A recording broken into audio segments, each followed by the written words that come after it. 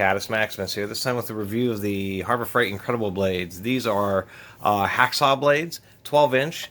They are cable blades with carbide grit on them. I'm not sure how they adhere. I don't know if it's just some kind of adhesive compound or if it's some type of hot process. They are chrome plated. I've kind of had a hit and miss experience, so I'm not going to do a test and demonstration because it seems that some of these are not made very well and wear out very quickly. Now, these newer ones are made in China, unfortunately. However, they used to be made in the UK, and the UK ones seem to have a better time of the grit staying on the cable. It seems once it flexes and you use them, they don't really last forever. The grit seems to wear off and you're stuck cutting with just a few pieces that are really well embedded. They say you can cut everything, and it is. It's grit. It's not the fastest process, by the way, because you're basically trying to use an abrasive manual hacksaw abrasive process to cut things.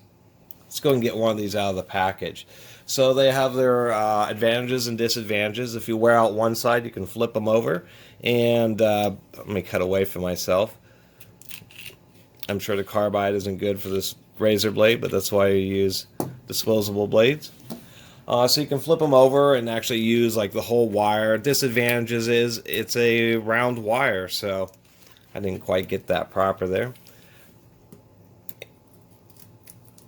So it doesn't really want to cut straight. You really have to concentrate to keep it cutting in a straight line. It's inevitable that it's going to have some warbles in it. There's a pretty tough plastic on this. Holy mackerel. There we go. Now we finally got one of them out. We'll take a nice, let's zoom in a little bit so you can get a nice look at it. So it's just a piece of steel cable, and then they just somehow attach the carbide grit to it. You can see the grit pieces are kind of funky. They're a little bit strange. The ends hold on pretty well, but if you tighten them up too much, the ends will start to slip on you, but you can try to recrimp them. The real issue I've had with these is if you say thin material, hardened sheet metal, things like that seem to really eat away at these blades, and it'll just scrape up, half the grit off in the first few passes. Things where you have a broader surface, say you're just trying to, trim up a piece of ceramic tile, or even cut off the end of a very hard bolt that you can't do with a regular hacksaw, these will do just fine. But when you get to the thinner materials, or if you don't quite, have them tight enough, then they'll flex a bunch, and I can even feel it. Just a little bit of creaking and just by flexing it like that. And these don't feel like the cable ones. I have some old ones that are like cables. These actually feel like they're a solid steel rod, so I will correct myself already.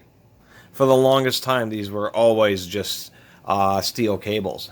And I think the reason for that is a little cable will actually have a lot more nooks and crannies and crevices for the carbide grit to stick to, and that may actually be why I've had not quite as good a luck with these newer style ones than I did with the old ones. And one more word to the wise, they talk about cutting all this stuff, but when you talk about aluminum and copper, those are really gummy materials, and they'll totally just clog this up, and you won't really be getting anywhere. If you put some wax on them and saw a little bit and then re-wax them, they'll work through some of those materials. But I thought it was a little bit flabbergasted that they said aluminum and copper, because those materials are really notorious for clogging up cutting tools. Certainly carbide grit's more than hard enough to do that. Now, one of the best uses for these is any situation where you may have to cut through a cast iron pipe. Cast iron is one of those kind of insidious materials where it's real brittle, not particularly strong, but because of its really high carbon content, there'll be little pockets in there where the iron and carbon are just the right mix, and it'll make these super hard carbide pockets. And it's surprising. That's why cutting what seems like easy cast iron can blow out several Sawzall blades in one cut. These things are really nice in that type of situation. They normally $5. You can get them for $4 with the 20% off coupon, or even cheaper for the now rare 25% off Harbor Freight coupon.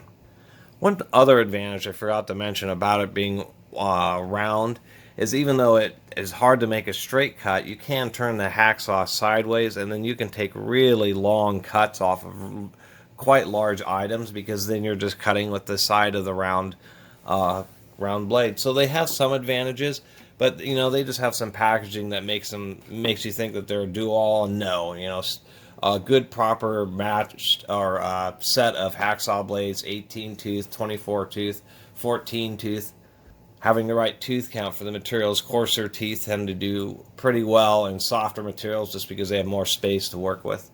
These are going to be really handy for those materials like glass and tile and cast iron, even though in my experience they definitely do not last forever. It just inevitably they seem to get stripped. The wire ends up getting stripped clean.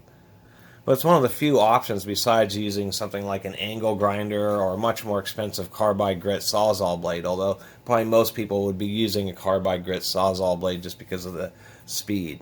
But it's still kind of nice to know that there are hand blades around for those purposes. Anyway, I really appreciate everybody watching and subscribing. And if you haven't subscribed, please do. Till next time, Catus Maximus out.